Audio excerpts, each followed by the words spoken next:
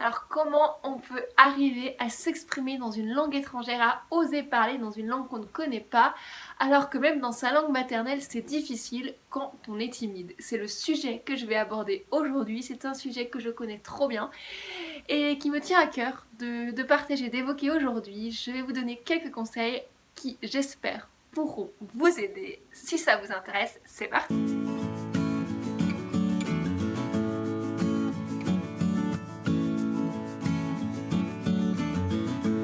Bonjour à tous, je suis Annelise du blog Grandir en langue, j'espère que vous allez bien.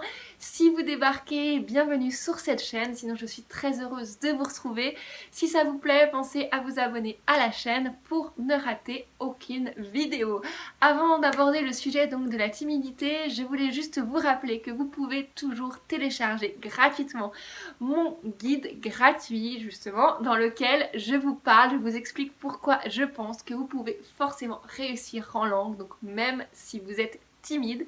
Je vous explique tout ça en détail dans ce livre, donc si ça vous intéresse, vous avez juste à cliquer sur le lien juste en dessous de la vidéo et je vous envoie ça tout de suite dans votre boîte mail. Alors la timidité, c'est un sujet que je connais très bien parce que j'ai été moi-même une très grande timide.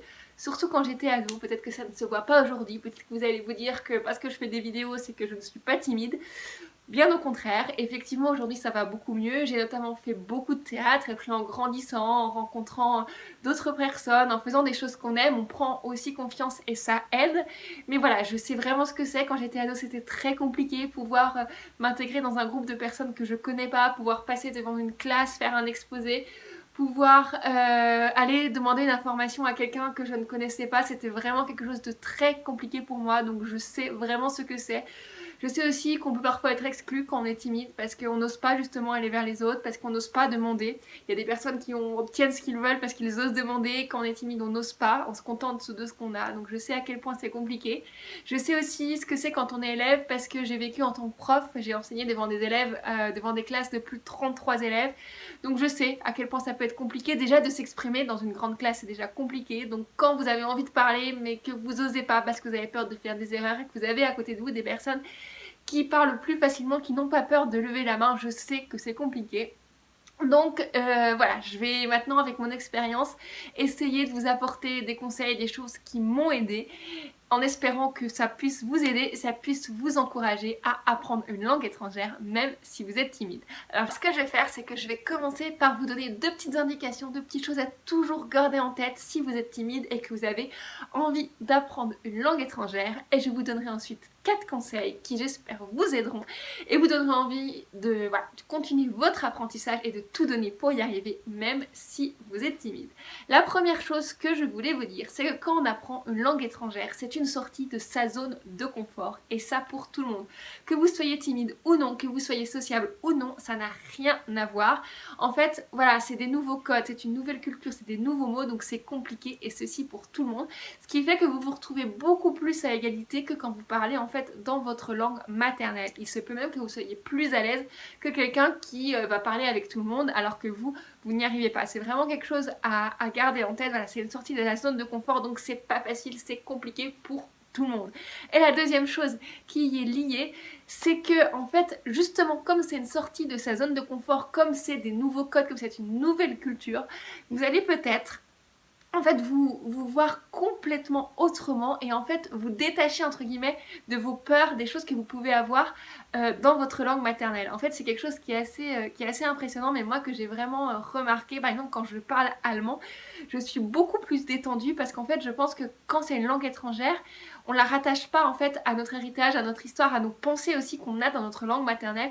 Donc on a beaucoup plus une distance, ce qui fait c'est que c'est beaucoup plus, ça peut être beaucoup plus facile de s'exprimer dans une langue étrangère. Et donc ça fait beaucoup moins de stress. Ce qui fait qu'en fait, même si vous avez très peur de parler dans votre langue maternelle, ça peut être parfois plus facile de parler dans une langue étrangère parce que vous avez aussi moins cet affectif. Forcément c'est une distance parce que c'est pas votre propre langue. Voilà, donc c'est vraiment deux petits trucs à garder en tête. Maintenant aux conseils que je peux vous donner si vous êtes timide. La première chose que je peux vous dire, c'est que assurez-vous que vous ayez envie d'apprendre vraiment cette langue étrangère et de le faire pour vous. C'est quelque chose que je répète très souvent, peut-être trop souvent, mais je pense qu'il faut mieux trop le dire que pas assez.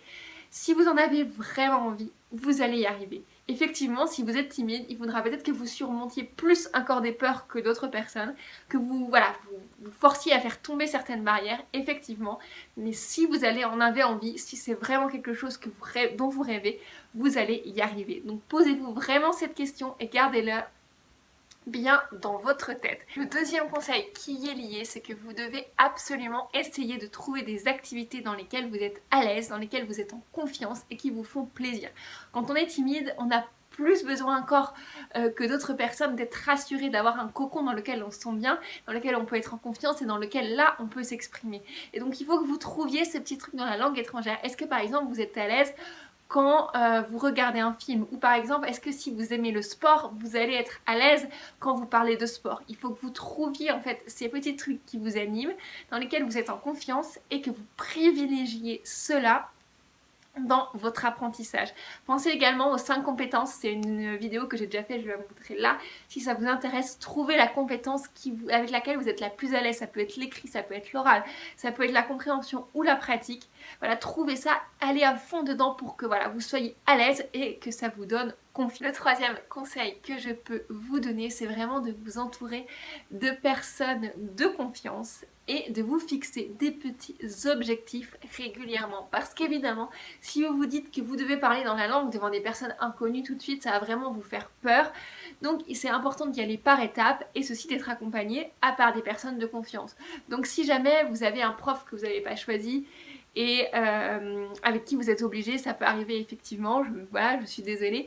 Essayez de trouver des amis avec qui vous pouvez réviser dans la langue et qui vous fait confiance. Éventuellement, si vous connaissez quelqu'un qui pratique cette langue mais qui parle aussi votre langue, pour vous rassurer. Est-ce que vous pouvez trouver un prof particulier, quelqu'un qui va vous accompagner et en qui vous avez confiance. C'est vraiment très important. Parce que cette personne, elle va vous aider à vous fixer justement des petits objectifs.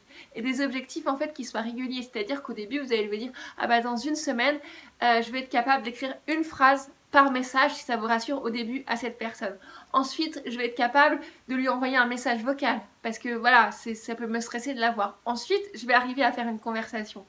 Ensuite, je vais peut-être essayer d'aller plus loin, essayer de contacter quelqu'un que je connais pas pour lui parler dans la langue. Et ensuite, plus tard, peut-être que je pourrais partir à l'étranger. Peut-être que ça peut paraître un peu théorique comme ça, mais c'est vraiment comme ça qu'il faut penser, vraiment des petits objectifs réguliers, c'est important. À chaque fois que vous fêtez quand vous y êtes arrivé, oui, vous êtes réussi à faire 2 phrases, c'est super. Peut-être que ça peut vous paraître anodin, mais c'est important, c'est comme ça qu'on apprend. On ne construit pas une tour comme ça en claquant des doigts, mais on met la première pierre, ensuite la deuxième, etc. pour arriver au résultat. Mais c'est comme tout, quand vous êtes entouré de personnes bienveillantes qui veulent votre bien et qui veulent vous aider, c'est beaucoup plus facile, vous arrivez plus facilement au sommet. J'en arrive au 4e conseil. Alors ça peut pas vous paraître peut-être un peu bizarre, mais ce qui fonctionne bien quand vous êtes timide, c'est de vous entraîner dans un premier temps à parler tout seul.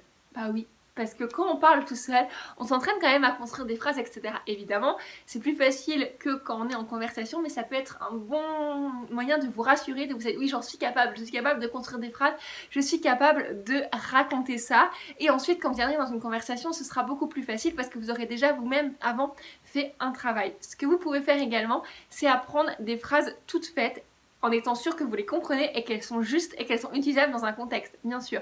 Mais vous les apprenez toutes faites et ensuite vous vous entraînez à les redire dans un contexte. Ça va vous rassurer parce que vous savez que ces phrases, elles sont justes, elles sont comme ça. Vous n'avez pas à faire le schéma dans votre tête pour les construire, vous pouvez simplement les redire telles quelles. Alors attention, c'est à utiliser avec parcimonie, en vous assurant que ces phrases sont justes, en les faisant corriger par quelqu'un qui parle la langue ou qui a un meilleur niveau que vous, tout simplement parce que si vous apprenez des phrases fausses et que vous entraînez à répéter des phrases fausses, ça va être très dur ensuite de corriger en fait ces fautes et de perdre les habitudes.